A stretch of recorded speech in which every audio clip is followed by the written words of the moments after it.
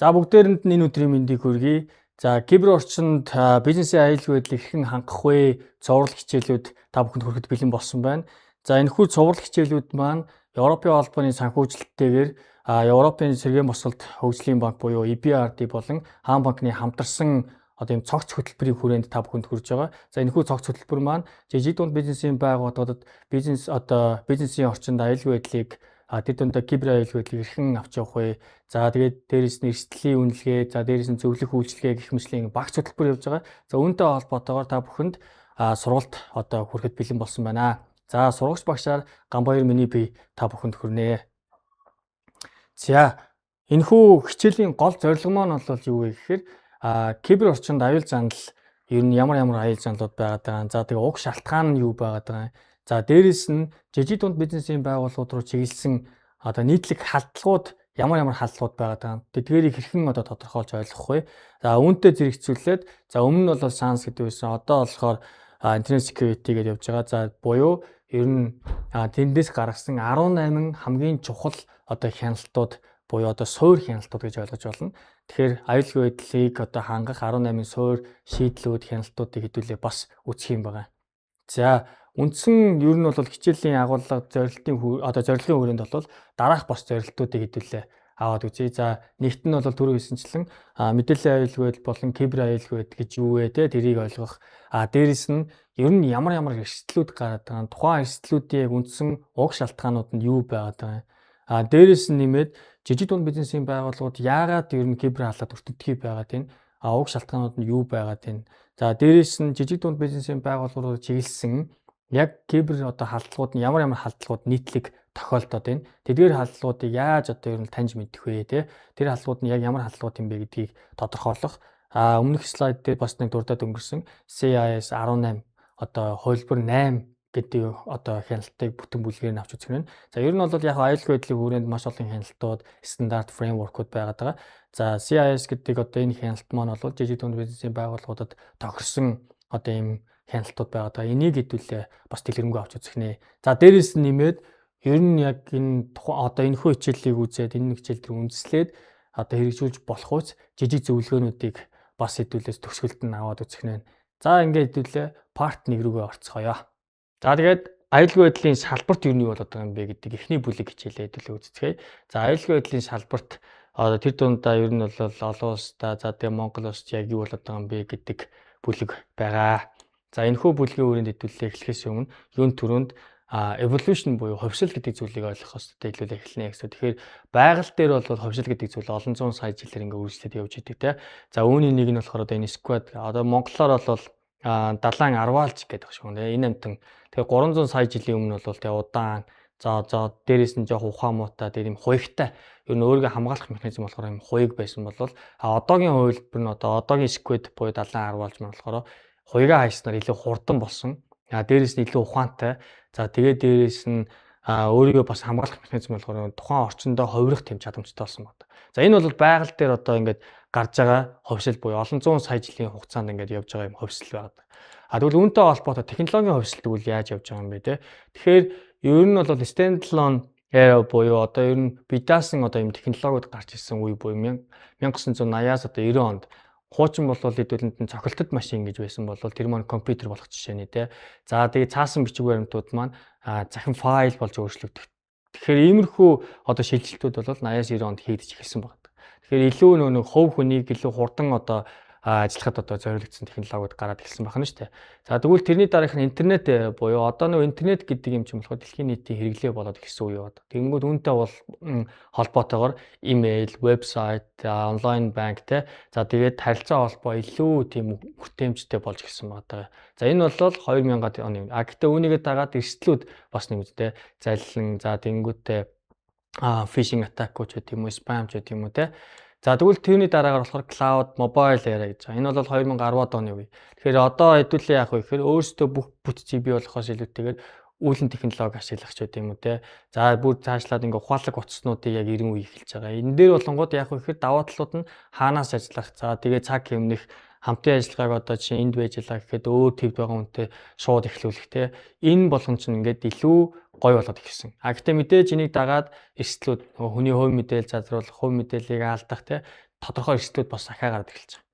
За тэгэнгүүт хэмнэл оюун ухаан болон автоматжуулалт гэдэг юм яг одоо хэдүүлэнгийнх нь амьдарч байгаа одоо яг өнөөдөр яригдж байна гэсэн. Тэгэхээр 2020-оос одоо хойшоо бол дандаа хэмнэл оюун ухаан. Тэгэхээр одоо өнөөдөр хэдүүлээ дандаа хэмнэл оюун ухаан автоматжуулалт те илүү ухаалаг за тэг хүний хэрэглээ за дээрэс нь одоо илүү комплекс одоо буюу төвөгтэй ажлуудыг илүү хэлбэр байдлаар хийлгүүлэх автоматжуулах те гэтээ мэдээж дагаад эрсдлүүд үүсч байгаа. За эрсдлүүд нь бол мэдээж юу вэ гэхээр deepfake буюу одоо хүний дуурайх те хоолойг нь дуурайх, дүрсийг нь дуурайх.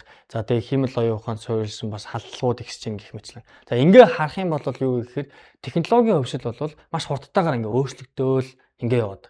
Тэгэхээр бидний юу гэхээр технологи гэдэг юм яриад эхлэнгүүт нөгөө хэдхэн жилээр өмнө нь бол байгаль дээр болж байгаа хөгжил бол тэр чинь олон зуун сая жил те. Тэгэхээр яг нь харьцуулахад хэцүү одоо зүгээр зүйлчгсэн. Яг хэдүүлээ зүгээр технологиор аваад үзэх юм бол хэлэх гээд байгаа санаа нь маш хурдтай ингээ хөгжөөд явж байгаа зүйл болоод байна гэдэг зүйл. За тэгвэл үүнтэй холбоотойгоор бас нэг зүйл нь юу гэхээр технологийн компаниуд болон одоо халдлага үйлдэж байгаа хэдүүлээ нэг хакер гэдэг аваад үзчих тий. За тэгвэл 10-аад оны ихэнх үед болонгууд ерөнхийдөө ямар төрлийн халдлагууд ер нь зохиолж исэн юм бэ гэхээр инжекшн төрлийн халдлагууд. За тэгээд инжекшн төрлөөс гадна болох нууц үгийг таахч байдаг юм уу тий. Хорто код програм хангамж буюу одоо хэдүүлэнгийн хэлж сурснаар бол вирус тий. За эдгээр одоо зүйлс бол 10-аад оны үед бол илүү 10 оны одоо ихэнх үед бол илүү зохиолж исэн бол үүнтэй зэрэгцээд технологийн компаниуд юу хийсэн бэ гэхээр тухайн одоо жишээ нууц үгийг илүү аппликейшн одоо пассворд менежер гэдэг. За пассворд менежер гаргаж ирэх. За дээрэс нь олон давхар баталгаажуулалтыг хийх. Одоо хэдүүлээ юу нууц үгээс гадна дахиад утсанд нь код ирдэг ч юм уу те.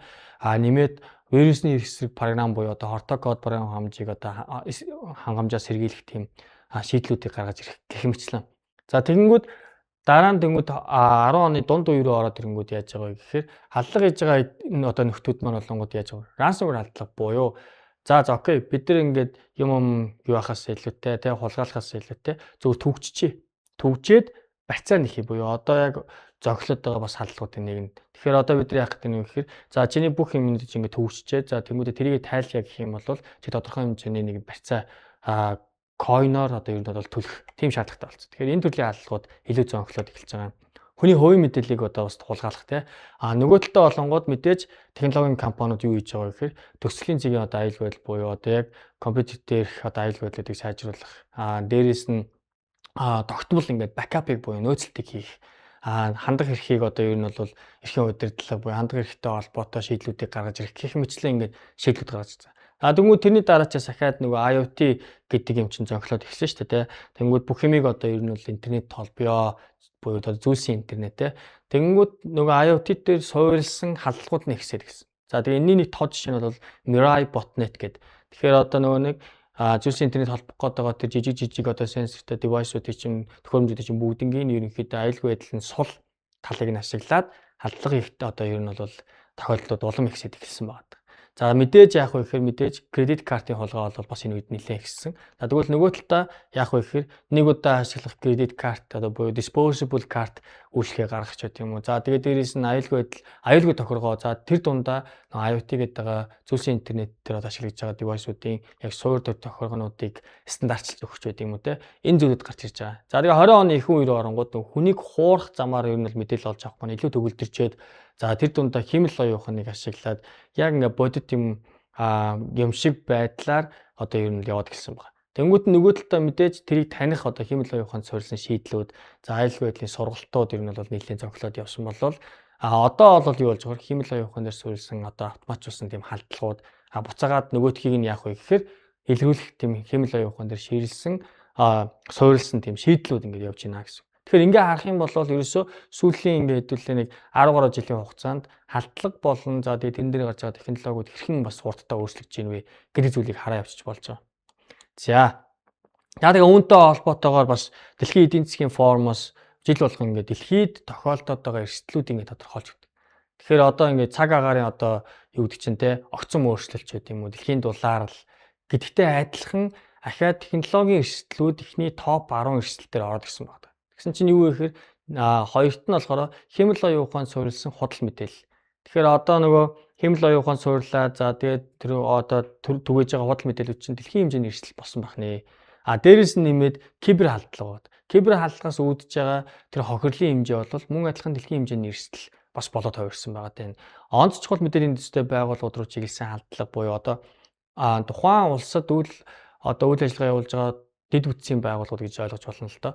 Тэгэнгүүт одоо жишээ нь А гэдэг байгууллага дээр ямар нэгэн асуудал учрах юм бол тухайн улсад асуудал учирч болох үеч тийм байгууллагуудыг бид нар онц чухал мэдээллийн дэвстэй байгууллагууд гэж хэлж болно гэсэн. За тэгэхээр одоо Монгол улс аваад үзэх юм бол үүд чинь те иргэний нисгч байд юм уу? За төмөр замч байд юм уу? Нэг бол том арилжааны банк, Монгол банк гэдэг байдаг ч юм уу те. Эдгээр чинь ер нь бол юу татварч байд юм уу те. Эдгээр чинь бол онц чухал мэдээллийн дэвстэй байгууллагууд гэж байна. Тэгэхээр дэлхийн нийтдээ бол тэдгээрlүү чиглэсэн хаалгууд улам ихсээд байна. Энэ бол маш том эрсдэл байна. За тэгвэл олон улсын тайланд ахаад нэг зүйл нь болохоор дурддагдсан зүйлүүд нь болохоор юу гэхээр ер нь хаашаага халдлага хамгийн их ер нь яваад байгаа юм бэ гэсэн чинь intellectual property буюу оюуны өмчтэй. Оюуны өмч рүү чиглэсэн халдлагууд маш их явж байна. Дээрээс нь байгууллагын ажилчдын хувийн мэдээллийг одоо олж авах мэдээллүүд. За байгууллагын харилцагчийн мэдээллийг. За тэгээд байгууллагын бусад мэдээллүүд гэх мэтлэн байдлаар ер нь хамгийн өндөр одоо ер нь бол чиглэсэн одоо халдлагууд тийшээ ер нь бол зөнхлөөд байна. За тэгээд тэр тундаа болохоор өнгөрдөг оны одоо жишээ судалгаан дээр аваад үзэх юм бол 16% нь ер нь бол химэл оюухныг ашиглаад эхэлсэн байна. Халдлагатай. Тэгэхээр энэ нь өөрөө маш том тоо. За энэ гэхдээ яг уу гэхээр IBM-ээс гаргадаг одоо Ponemon буюу data breach одоо cost гэсэн юм судалгааны үр дүнд бас гарч ирж байгаа. Бус судалгаанууд дээр арай өөр тоонууд гэсэн бас гарч ирж байна. За тэгээд энэ дундаа болохоор ер нь хаанаас үүдэлтэйгээр халдлагууд ер нь зөнхлөд байгаа. За дунджаар тэгээд дээрэс нь ямар хугацааг халдлага илрүүлэхэд зарцуулаад байгаа, ямар хугацааг халдлагад буцаад хариу зөвлөх зарцуулаад байгаа гэдэг судалгаанууд гэсэн гарч байна. Тэгэнгүүт ер нь хамгийн их хугацаа зарцуулж байгаа хэсэг бол third party буюу supply chain дээр. Тэгэхээр одоо нийлүүлэгчээс хамаарсан одоо асуудал дээр бол бид нар нэгд илрүүлэхдээ дунджаар нэг 200 орчим өдөр зарцуулж байна. Дээрээс нь буцаагаад хэвийн үйл ажиллагаанд оруулахдаа бол нэг 71 өдөр тий. Тэгэхээр энэ бол маш мэдээж яах вэ гэхээр байгууллага болгон харилцан адилгүй. Зарим нь бол хэдхэн цагийн дотор тий. Зарим нь бүр илрүүлж чадахгүй ингээд явж байгаа. Тэгэхээр энэ бол дэлхийн зүгээр дундаж л хугацаа аваад байна шүү дээ. За тэгээ хоёр дахь нь болохоор malicious insider буюу дотоод аюул зан дотроос нөө мэдээлэл задардаг тий. Дотроос мэдээлэл гадагш нь ингээд явуулдаг. За тэгээ дээрээс нь phishing халдлага. Гэх мэтлэн юу вэ гэхээр ерөөсөө хаана хамгийн их цаг зарцуулж байна вэ? За тэгээд тэрийг ямар хугацаанд дунджаар хэлдэг. Ер нь ингээд дунджаар аваад үзэх юм бол нэг 200 орчим. За 180 80 өдөрт ер нь бол халдлагыг дэлхийн нийтээр ер нь бол байгууллагууд дээр илрүүлж чадаад байгаа. Тэгээд дунджаар нэг 60 өдөр ингээд халдлага дээр буцаад хариу арга хэмжээ авч чадаад байна гэдэг маань өөрөө маш урт хугацаа байгаа. Тэгэхээр энийг бол энэ хугацааг байгууллагууд маш богино болгохын төлөө зорж ажилладаг гэж ойлгож байна гэсэн үг. За судалгааны хувьд хэдүүлээ аваад үзэх юм бол ер нь юу вэ гэхээр асуудал байна гэдэг маань тэн дээр маш их судалгаа ер нь бол хийгдээл маш их судалгаанууд явж байна гэдэг чинь тэн дээр бол асуудал байгаад байгаа. Тэрийг шийдэх ёстой гэдэг зүйл шууд харагдана гэсэн үг байхгүй. За тэгээд Google Scholar ч гэдэг юм уу та ингээд тийм одоо хайлтын search engine рүү ороод үзэнгүүт аюулгүй байдалтай холбоотой юм ингээ хайхад л маш ихээр ингээ гарч ирдэг. Гэдэг нь юу гэсэн үг вэ гэхээр аюулгүй байдалтай холбоотой асуудал маш их байна. Тэрийг одоо шийдэх судалгаанууд маш их одоо гарч ийн эрдэмтэд энэтэй холбоотой пейпер эрдэмтлийн өгүүлбэрүүдийг одоо ингээд маш ихээр бичиж байна гэж ойлгож байна гэсэн. За бүр цаашлах юм бол те ингээд улсуудын ингээд яг гол төв банкнууд нь одоо халдлагад өртөж байна. За халдлагын ер нь бол дундаж одоо ер нь бол халдлагын хэмжээ бол 4.4 сая гэж одоо ер нь одоо Америк доллараар хэмжигдэж байна. За тэгээ бүр цаашлах юм бол те химэл оюун ухаантай холбоотой эмзэг байдлууд за тэгээд дээрэс нь яг вэхээр phishing за supply chain-тэй холбоотой буюу нийлүүлэгчтэй холбоотой хаалгууд улам их чинь гэх мэтлээ ингээд маш их ингээд юм ер нь асуудлууд аюулгүй байдал дээр яригдж байна л да ингээд олон улстай. За судалгааны төвшин ч гэсэн. За тэгвэл бидний хувьд юу болж Монгол улсын хувьд болохоор ер нь хаад үзэх юм бол за Монголд одоо ингээ ийм халдлага болжээ гэдгийг өмнө нь бол ингээ олон улсын ингээ сайт майт дээр бас ингээ одоо гаргацсан репортлсон байж идэг. За тэгээ бид нар тэрийг дараа нь мэдчихэдэг те. За нэг бол одоо бол бид нар бас харьцангуй бас нэг дараагийн түвшинд бас очиж байна. За нэг бол те Монгол руу ер нь бол чиглэсэн одоо энэ халдлагууд маш их байна. За ер нь топ таргетд одоо энэ гэхдээ зөвхөн нэг их сурвалжийн л мэдээлэл учраас хэдүүл бас яг ийм гэдэг бас ойлголт бас байж болохгүй болчихно гэсэн үг. Гэхдээ ер нь бол Монгол руу чиглэсэн халдлагууд бол маш их байна. За ер нь бол топ 5 одоо улсын нэг дээр явж байна гэдэг ч юм уу. Иймэрхүү бас ингээд репортууд гарч ийн. За гэхдээ энэ дунд болохоор нэг юм онцолж хэлэхэд бол маад одоо яг авах юм байгаад манахаас ингээд авах гээд ингээд яваад байгаа юм шиг. Тэрнээс илүүтэйгээр манай нөөцийг одоо ашиглаад бусад одоо байгаа том одоо таргет руу халдлага хийх Нэг бол бидний нөөцийг ашиглаад биткойн майнинг ч юм уу те ийм төрлийн халдвар бас нэлээд их яваад байгаа зам эхэлж байгаа гэсэн. За тэгээ олон улсын одоо кибер аюулгүй байдлын олон улсын одоо индекс байна. За индексээр бол бид нар за одоогийн байдлаар бол 137 дээр явж байна. Гэхдээ энэ маань бас тодорхой хэмжээнд урагшаа ахаад ингэж явж байгаа. За 25 онд болохоор юу гэхээр Оксфордын их сургууль болон за тэгээд JICA за Монгол одоо байгаа одоо яам болон одоо бусад ингээ оролцогч талуудын хамтарсан байдлаар кибер аюулгүй байдлын чадвархын үнэлгээ буюу одоо Монгол улсын аюулгүй байдал ер нь бол кибер аюулгүй байдал 5 төвшөнд аваад үзэх юм бол яг хэдгээр төвшин дээр байгаа юм бэ гэдэг ийм бүтэн судалгаа бас хийгдсэн байгаа. За энэ судалгаа маань ч гэсэн ер нь бол яамны вебсайт дээр ингээ тавигдсан бас судалгаа ингээ репорт ингээ тайлбар ингээ тавигдсан байх шүү дээ. Тэгэхээр та бүхэн бас хараад үзэж болно. Ерөнхийдөө зүгээр дүгнээд аваад үзэх юм бол Монгол бас ер нь аюулгүй байдлын хүрээнд бол анхны шатаа бол ингээд даваад одоо яг дунд шат руугаа одоо 5 шатнаас нэг ерөнхийдөө бол бүх dimension дээр нэг 2-оос 3 дээр үнэлэгдээд явж байгаа. Тэгэхээр энээсээ сайжраад ингээд илүү бас тодорхой суурьаа бол хангацсан гэж үзээд явж байна гэсэн үг. За тэгээд хэдүүлээ тэгвэл үндсэн ер нь тэгвэл шалтгаан юм бэ? Одоо нэрслүүд үүсээд байгаа аюулгүй байдал дээр одоо ингээд халдлагууд ингээд болоод байгаа. За тэгээд байгууллагад тохирол амсаад байгаа гол үндсэн шалтгаанууд нь юу юм бэ гэхээр нэгд бол юу гэхээр халдлага их төхөөрөмж болон програм хангамжийн одоо түгээмэл байдал гэж байна. Тэгэхээр одоо бол юу гэхээр ерөөсөө бүтэн үйлдвэрлэлийн системтэй Kali Linux ч гэдэг юм уу, Paratos ч гэдэг юм уу ингээд бүтэн үйлдвэрлэлийн систем одоо хэдүүлээ нэг Windows гэдэгтэй адилхан, Mac гэдэгтэй адилхан л үйлдвэрлэлийн систем суулгаад тэрэн дотор ингээд маш олон юм төлөвлөд ингээд өнгөө ингээд байж байгаа тийм. Тэрийг ашиглах ингээд боломжтой байгаа. Мэдээж халдлага одоо үйлж байгаа хакеруудын чадамж одоо яах вэ гэхээр чадвар нь бол өмнөх одоо жилүүдтэй харьцуулах юм бол улам ингээ өсөөл яваад байгаа. Жил болгон ингээ өсөд байгаа. Энэ бол юу гэхээр одоо чинь 10 жилийн өмнө одоо жишээ нь ямар халдлага хийжсэн, одоо ямар халдлага хийж чинь, за тэг ямар боломж байна гэдэг нь бол шал өөр төвшөнд очсон байгаа. Дээрээс нэмээд халдлагын их талбар буюу бид нар attack surface гэж нэрлэдэг. За энэ маань болохоор юу гэхээр одоо ер нь бол одоо жишээ хэдүүлээ ингээ аваад хэлдэг. Манай гэрт одоо интернетэд холбогдсон хичнээн төхөөрөмж байна вэ гэдэг тоол гэсэн үг байхгүй. Яг тэрнтэй адилхан байгууллага дээр байгууллага ер нь бол мэдээлэл хаагур яаж урсаж гарч ийн, яаж орж ирж ийн те. За тэгээд ер нь хэр том одоо ингээд юм бэ те. Тэрэн дээр entry point буюу одоо халдлага хийх боломжууд нь хаана байна вэ гэдгийг ер нь хэдүүлээ бодож байгаа гэсэн. За тэгвэл энэ зүйл маань улам ихсээд байгаа буюу одоо хэдүүлээ жишээ нь зүйлсийн Internet of Things гэдэг зүйлийг аваад үзье. Энэ чинь өөр бүх зүйл нэг ухаалаг болно, ухаалаг тийм юм, ухаалаг юм гэх чинь өөрөө яах вэ гэхээр буцаагаал тэр талбарыг улам ихсгэл байгаа гэдэг санаа. За нэмээд хэдүүлэнгийн бас нэг ярьдаг юм нь болохоор шууд бус хамаарлал байгаа. Security interdependence. Тэгэхээр интернет гэдэг зүйл чинь өөр юу гэхээр interconnected network буюу ингээд нэгнтэйгээ холбоотой ер нь бол сүлжээл гэж ойлгож болно шүү дээ. За тэгэнгүүт юу гэхээр би аюулгүй байдлыг маш сайн хангасан байлаа гэд надтай одоо жишээ нь хамтарч ажиллаж байгаа нөхдүүд аюулгүй байдлыг одоо сайн хангаж чадаагүй болмоос би халдлагад өртөх бас бүрэн боломжтой, хохирол амсах боломжтой гэж үздэг.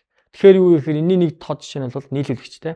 За Монголд одоо жишээ нь за ялангуяа жижиг бизнесийн байгууллагууд өөрсдөө хөгжүүлэлтээ хийхээс илүүтэй хөгжүүлэгч байгууллагаар одоо програм хангамжуудаа нэг бол системтэй одоо веб аппликейшн бүгдийг нэг хөгжүүлээд авчдаг. Хэрвээ тэр байгууллага дээр ямар нэг асуудал учрах юм бол тэрнээс үүдэлтэйгээр манай бизнес ер нь бол бас асуудал учрах тийм бүрэн боломжтой л байна.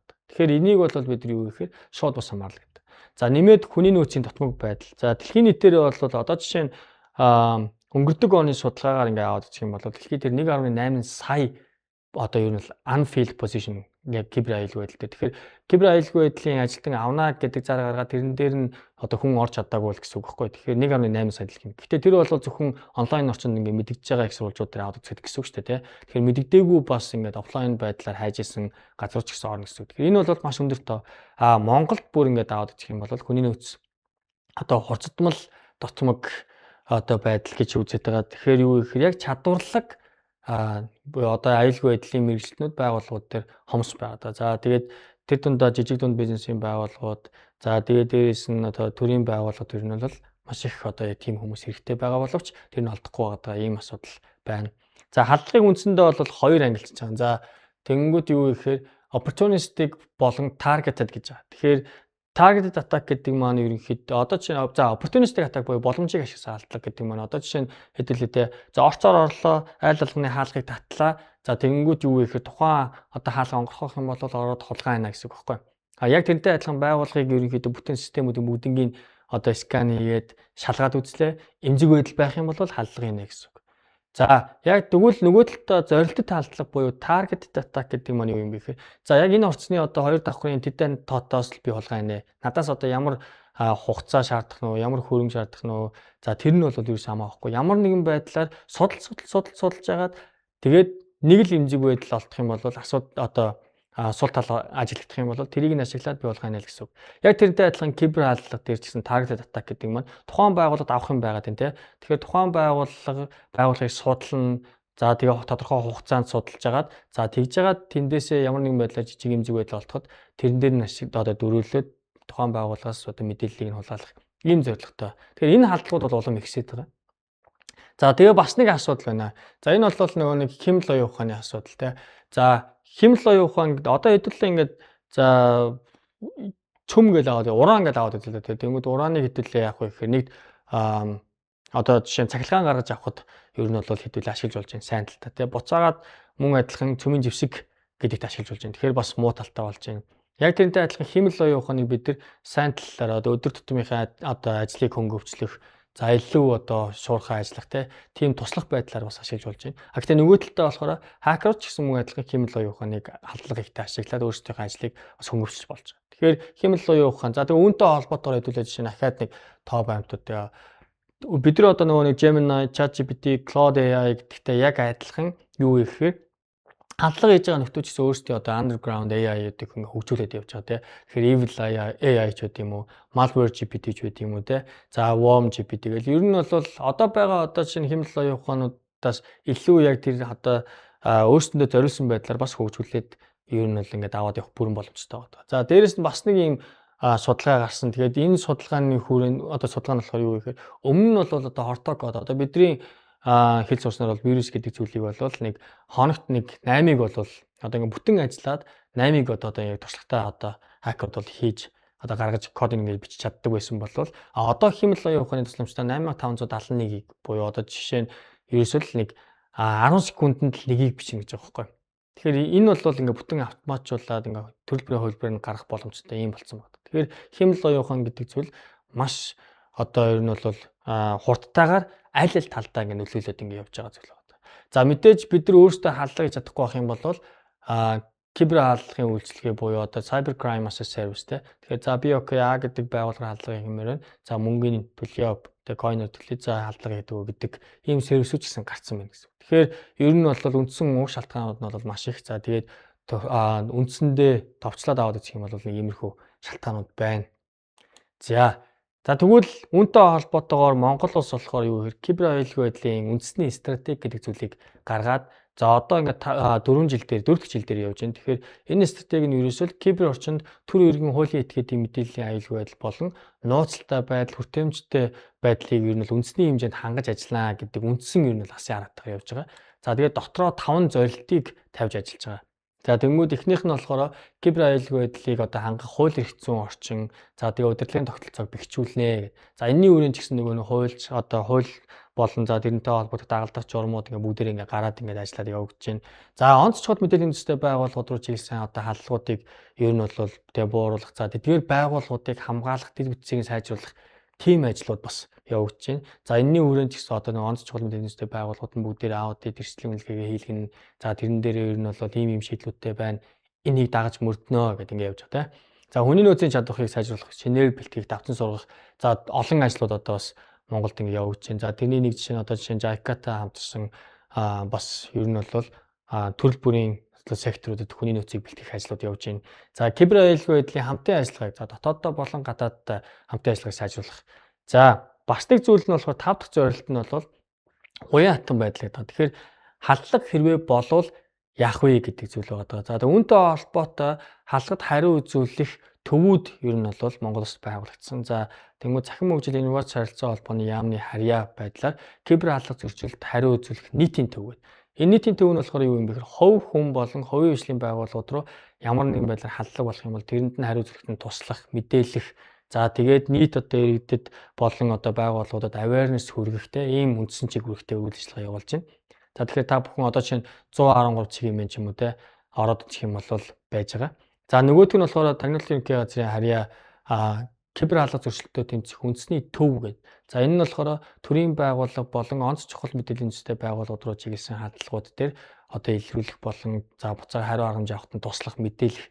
За тэгээ дээрэс нь хүний нөөцөд одоо бас тодорхой хэмжээнд ингээд дэмжлэг үзүүлэх ийм байдлаар бас байгуулагдаад явж байгаа. За гурав дахь нь мэдээж яг ихээр нөгөө цэрэг хүчний байгууллагууд дээр military resort гэдээ байгуулагдаад явсан. За тэгэхээр иймэрхүү байдлаар ер нь бол стратегийн зорилтын хүрээнд ажлууд бас Монголд хийгдэж явж байх нэ. За тэгээ үүнтэй холбоотойгоор мөн адилхан хууль журмууд гэсэн одоо хуулиуд гараад ирсэн те. За кибер аюулгүйлийн тухай хууль та бүхэн сонссон байх. За хүний хувийн мэдээллийг хамгаалах тухай хууль та бүхэн сонссон байх. За тэгээд дээрэс нь нөгөө зохицуулагч байгууллагуудаас ингээ гаргаж байгаа шаардлагууд байна шүү дээ те. Тэгэхээр санхүүгийн зохицуулах орооноос ч байд юм уу. Дээрэс нь одоо банкнууд гэх юм бол Монгол банкнаас гаргасан шаардлагач байт юм уу. За тэгээ нийтээр бас нэг ISO гэдэг стандартыг ингээ нийтээр яриад явж байна те. Энэ бүхэн чинь өөр юу гэхээр хууль болон одоо стандартууд тавьж байгаа шаардлагууд ингээ яригдаад явсан. Тэгэхээр бас тодорхой хэмжээнд бид нар бас яг гэхээр суур зүйлүүдэд хангаад эхэлсэн.